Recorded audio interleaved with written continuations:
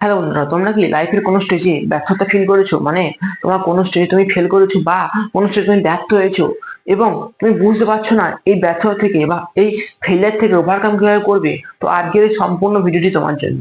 হ্যাঁ, আজকে আমাদের ভিডিওর মেন টপিক হচ্ছে হাউ টু ওভারকাম ফেলিয়ার। তো চলো বেশি দেরি না করে ভিডিও এগোনো যাক। তো সর্বপ্রথম আমাকে বুঝতে হবে ব্যর্থতা বা ফেলিয়ার জিনিসটা কি। হ্যাঁ, এটা আমি বলবো এটা আমাদের সবারই জীবনে এসে থাকে, মানে আমরা কোনো না কোনো জায়গায় ব্যর্থতা হয়েই থাকি। ধরো আমি এখন ভিডিও বানাচ্ছি, ঠিক আছে, তাহলে আমার ভিডিওতে ভুল হতেই পারে, ঠিক আছে, সেটা আমার ব্যর্থতা। এবার আমি ব্যর্থতা এবার আমি কি সে ফেলিয়ারটা নিয়ে পড়ে থাকবো? নিশ্চয়ই না। আমি সেই ফেলিয়ারটার উপর কাজ করব, ঠিক আছে, পরে ওটিকে আরো ভালো করার চেষ্টা করবো। তো তোমরা এই জিনিসটা এত ক্রিটিক্যাল করছো কেন? জিনিসটা সব থেকে ইজি। তোমাদের সবারই জীবনে ব্যর্থতা আসবেই, এটা গ্যারান্টি দিচ্ছি। তোমাদের কেরিয়ারে হতে পারে, তোমাদের স্কুল বা কলেজ হতে পারে, তোমাদের রিলেশনশিপ হতে পারে, ঠিক আছে। তাই ব্যর্থতা আসা একটা মানুষের জীবনে কিন্তু বাধ্যতামূলক, এবং তোমাকে দেখতে হবে তুমি এই ব্যর্থতা থেকে ওভারকাম কিভাবে করছি। ঠিক আছে, আমি কিছু পয়েন্ট দিচ্ছি আগে, তোমরা যদি পয়েন্টগুলি দেখো এবং শোনো বা যদি লাইফে অ্যাপ্লাই করো, তাহলে দেখবে তুমি খুব সহজে ওভারকাম করতে শিখেছো। সবারই প্রথমে আমি রেখেছি প্রকৃতিটা বোঝো। মানে তোমার এই ব্যর্থতা বা তোমার যে কোনো ভুল বা যে কোনো ভয়ের প্রকৃতিটা তোমার বুঝতে হবে। যখন এই প্রকৃতিটা বুঝে নিলে তখন তোমার 50% কাজ কমপ্লিট। ঠিক আছে, প্রকৃতি মানে কেন হয় বা কারণ কি এই জিনিসটার পেছনে, যখন এই জিনিসটা তুমি বুঝে নিলে বা কি জন্য হয়। ধরো আমার রিলেশনশিপ এসে তাহলে কি কারণ হয়েছে, সেই জিনিসটা তুমি বুঝে নেবে, তোমার 50% কাজ কমপ্লিট হয়ে যাবে এখানে। ঠিক আছে, তাই 50% কাজ কমপ্লিট করো আজই। তোমার রিলেশনশিপ বা যে কোনো কেরিয়ার, যে কোনো জায়গায় তুমি ব্যর্থতা বা ফেলিয়ার হয়েছো, ব্যর্থতার প্রকৃতিটা বোঝো আগে। কারণ প্রকৃতি না বোঝা পর্যন্ত তুমি কখনোই ওই ফেলিয়ারের উপর কাজ করতে পারবে না। ঠিক আছে, ধরো আমি এখন ভিডিও বানাচ্ছি, ভিডিও দেখবো আমার কোন জায়গায় ভুল হয়েছে, ঠিক আছে, সেই জায়গায় উপর কাজ করবো, তাই না? তো এই জিনিসটা একদম ইজি জিনিস। তুমি দেখো, যে কোনো ব্যর্থ হতে পারে, দেখো কোন জিনিসটা তোমার ভুল হয়েছে, মানে তোমার কারণে হয়েছে না অন্য কারো কারণে হয়েছে। যখন তুমি জিনিসটা দেখবে তখন দেখবে তোমার 50% কমপ্লিট এমনিতেই হয়ে যাবে। এবার আমরা আসি, তুমি 2 নম্বর পয়েন্টে কি করতে পারো। 2 নম্বর পয়েন্টে তোমার ব্যর্থতার কারণগুলি লেখো, মানে তুমি কি কারণে ব্যর্থতা পেয়েছো বা তোমার কি আদৌ কোনো ভুল ছিল সেই জায়গাটাতে। সেই কারণে খাতায় বা কোনো যে কোনো জায়গায় নোট ডাউন করো, ফোনে করো না, এটা খাতায় লিখো। বা একটু রাইটিং স্কিলটা তোমার ভালো হবে যার ফলে, হ্যাঁ, ব্যর্থতা করে যখন তুমি লিখে নেবে তখন দেখবে তোমার যে আজে বাজে জিনিসগুলি ছিল, মানে আজে বাজে ব্যর্থতা, যেমন তুমি মনে করছো যে আজকে আমি কলেজ যেতে পারিনি, আমি ব্যর্থতা ফিল করছি বা লো ফিল করছি, তোমার এই জিনিসটা তখনই মুছে যাবে। তুমি কাগজে লিখবে যে আজকে আমি কলেজ যেতে পারিনি, তাই আজকে আমার দিন ফেলিয়ার।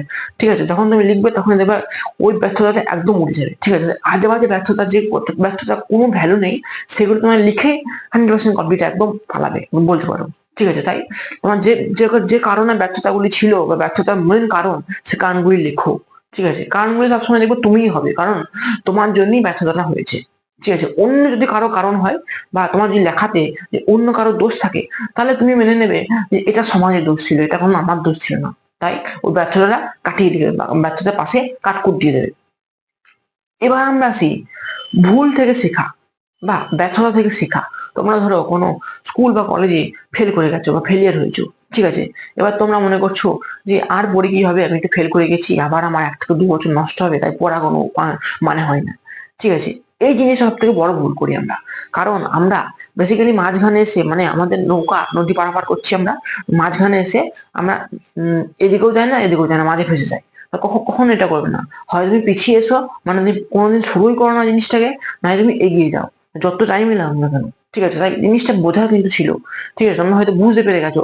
তাই ভুল থেকে শেখো। যখন তুমি মাছ নৌকায়, তোমার নৌকা ডুববো ডুববো মনে হচ্ছে, তখন ওই তুমি দেখতে হবে তুমি কোন জিনিসটা ভুল করেছো। ঠিক আছে, যখন তুমি ওই জিনিসটা ভুলটা ধরতে পারবে, তখন দেখবে যে না, তোমার নৌকা ডুববে না, তোমার নৌকা অনেকটা এগিয়ে যাবে। তাই ভুল থেকে শেখো। ভুল থেকে শিখবে কিভাবে?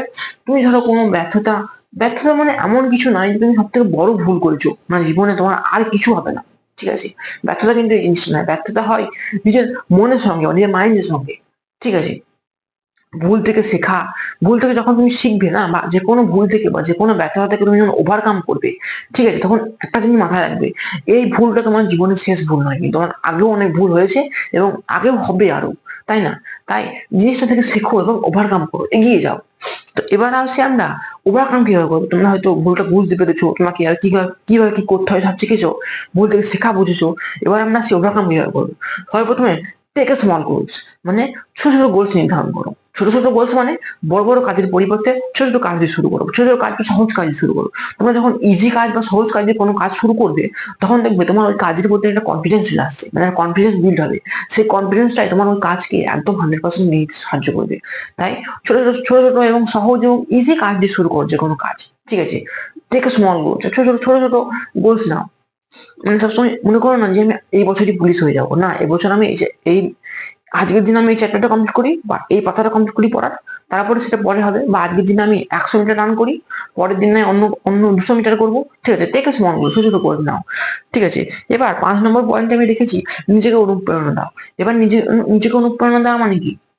মানে কখনো এটা বলো না যে এটা আমার দ্বারা হবে না, ওটা আমার দ্বারা হবে না, ওই কাজটা আমার জন্য নয়, এই কাজটা জন্য করতেই পারি না, এই কাজটা জন্য কোনোদিনই হবে না আমার দ্বারাই। এসব চিন্তা ভাবনা ভুলে যাও এবং এর পজিটিভ মাইন্ডসেট নিয়ে আসো নিজের মধ্যে। যখন তুমি পজিটিভ থিঙ্কিং করে মানে সবসময় হ্যাঁ বেলা চিন্তা ভাবনা করবে, তখন দেখবে তোমার মনে হবে যে হ্যাঁ এই কাজটি আমি করতে পারবো, হ্যাঁ আমি কনফিডেন্ট ফিল করছি কাজটি করার জন্য, হ্যাঁ এই কাজটি আমার জন্যই তৈরি। ঠিক আছে, নিজেকে অনুপ্রেরণা দাও। নিজেকে যখন তুমি অনুপ্রেরণা দেবে, তখন দেখবে একটা কনফিডেন্স ফিল হবে তোমার মধ্যে যে হ্যাঁ এই কাজ, এই এত বড় কাজ আমি করে ফেলেছি, আগের কাজটা আমি ইজিলি করে ফেলবো। ঠিক আছে, তাই এইভাবে ওভারকাম করতে হয়। 6 নম্বর পয়েন্টে আমি রেখেছি ভয়ের সাথে মোকাবিলা। মানে তোমার যে কোনো ব্যর্থতা, তুমি ব্যর্থ হয়েছো, ফেলিয়ার হয়েছো, তোমার রিলেশনশিপ ভেঙে গেছে, ঠিক আছে, এসব থেকে তুমি অনুপ্রেরণা নাও। ঠিক আছে, অনুপ্রেরণা নাও, দিয়ে মোকাবিলা করো।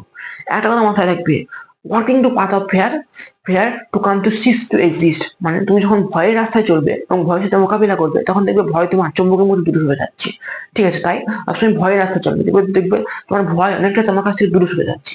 ঠিক আছে, এই রুলটি আমি আমার লাইফে একদম 10 থেকে 20 বছর থেকে ফলো করে আসছি। যখন কোনো জিনিসে আমার ভয় লাগতো মানে এটা না যে ছাদ থেকে লাফাবো ভয় লাগছে, না, ওসব পার্টিকুলার অন্য জিনিস, অন্য কোনো জায়গায়। ধরো আমার ওর সঙ্গে কথা বলতে ভয় লাগছে, আমি চলে গেলাম ধরো ওর সঙ্গে দিয়ে হ্যাঁ হ্যালো করে দিতাম। ঠিক আছে, তাই ভয়ের রাস্তা চলো, দেখবে ভয় তোমাকে অনেকটা এগিয়ে নিয়ে যাবে বা পেছিয়ে দিয়ে যাবে।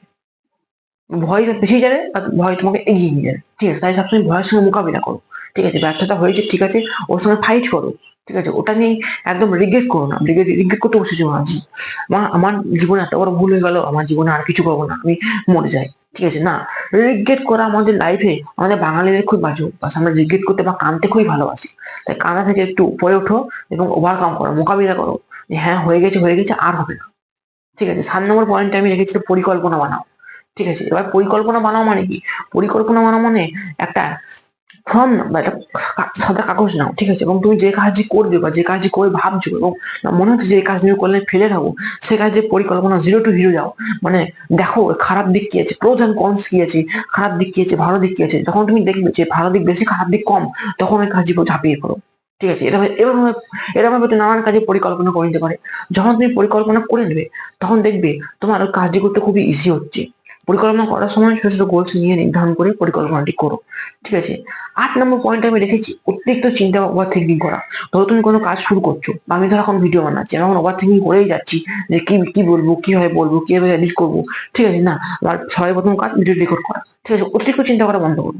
যে কোনো কাজ হতে পারে, তুমি ধরো কোনো স্কুল বা কলেজে আমার পরীক্ষা আসছে, তুমি অতিরিক্ত চিন্তা করো সারা বছর পর নিয়ে কি হবে একদিন পরে তো কিছু হবে না। যেটুকু হয় 10টা কোশ্চেন মুখস্থ করি, 10টা শর্ট কোশ্চেন বা 2 নম্বর কোশ্চেন মুখস্থ করি, 10টার মধ্যে একটা তো আসবে, একটা লিখতে পারবো। ঠিক আছে, তাই অতিরিক্ত চিন্তা করা বন্ধ করো। অতিরিক্ত চিন্তা আমাদের দেহকে এবং মাইন্ডকে একদম পুরোপুরি খেয়ে ফেলে। ঠিক আছে, তাই ওভার থিঙ্কিং করা বন্ধ করো এবং যে একটা পার্টিকুলারলি চিন্তা ধরো বা একটা পার্টিকুলার পরিকল্পনা করো, তার উপরে এগিয়ে যাও। ঠিক আছে, 9 নম্বর পয়েন্ট আমি রেখেছি নিজের ক্ষমতার উপর বিশ্বাস করো। ধরো আমার ক্ষমতা আছে দিনে এখন একটা ভিডিও বানানো, আমি যদি এখন মনে করি দিনে 5টা ভিডিও বানাবো, হ্যাঁ বানিয়ে দেবো, প্রথম দিন বানিয়ে দেবো, কিন্তু দ্বিতীয় দিন বানিয়ে দেবো, এক সপ্তাহ পর। আর 5টা ভিডিও আমার দ্বারা সম্ভব হবে না। ঠিক আছে, তাই নিজের ক্ষমতার উপর বিশ্বাস রাখো। তুমি দেখো তুমি কি কোন কাজটি ভালো করতে পারো বা কোন কাজটি তোমার দ্বারাই সম্ভব, সেই কাজটি করো। সেই কাজটি উপর নিজের স্কিল বা ভ্যালু বাড়াও, তারপরে তুমি ওই কাজটির উপর মাস্টার হতে পারবে। ঠিক আছে, তাই নিজের ক্ষমতার উপর বিশ্বাস রাখো। 10 নম্বর এবং লাস্ট পয়েন্টে দেখেছি অ্যাকশন নাও। তুমি এত কিছু শুনলে, এত কিছু করলে, এত নোট ডাউন করলে, এবার অ্যাকশন না কিন্তু খুবই জরুরি। যতক্ষণ না অ্যাকশন না নেবে ততক্ষণ তুমি ওই ফেলিয়ার বা ব্যর্থতা থেকে ওভারকাম করতেই পারবে না, 100% লিখে দিচ্ছি। তাই অ্যাকশন নাও, ছোট ছোট স্টেপ নাও এবং তুমি দেখো যে এর থেকে ভালো কি হবে। তুমি ধরো ঘরে বসে বসে রিগ্রেট করছো, বাইরে ঘুরে আসো সাইকেল নিয়ে, মোটর সাইকেল বা গাড়ি নিয়ে। ঠিক আছে, বা বন্ধুর সঙ্গে খোলামেলা জায়গায় বসো বা কিছু খেয়ে আসো রেস্টুরেন্টে গিয়ে। ঠিক আছে? তাই দেখো তোমার ব্যর্থতার মেন কারণটি কি এবং তারপর অ্যাকশন নাও। অ্যাকশন নেওয়া আমাদের জীবনে খুবই জরুরি। আমরা বাঙালিরা বেসিক্যালি ইন্ডিয়ানসরা কখনো আমরা অ্যাকশন নিই না। যে ভুলটি হয়ে গেছে সেই ভুলটি নিয়েই পড়ে থাকি। তাই অ্যাকশন না কিন্তু খুবই জরুরি। আমিও অ্যাকশন নিতাম না। আমি কি করতাম, ভিডিও বানাতাম হচ্ছে নাচে আপলোড করে দিতাম, এডিটও করতাম না। তাই আমি যখন অ্যাকশন নিলাম, যখন আমার ভিডিও কলটা ইম্প্রুভ হলো, আমার দেখে হয়তো বুঝতে পারে। ঠিক আছে? অ্যাকশন না কিন্তু খুবই জরুরি। অ্যাকশন নাও। আশা করি ভিডিওটি শেষ করলাম। আশা করি ভিডিওটি দেখে তোমরা কিছু জ্ঞান তথ্য বা ধারণা পেয়ে গেছো। আজকের মতো গুড বাই, দেখা হচ্ছে নেক্সট ভিডিওতে।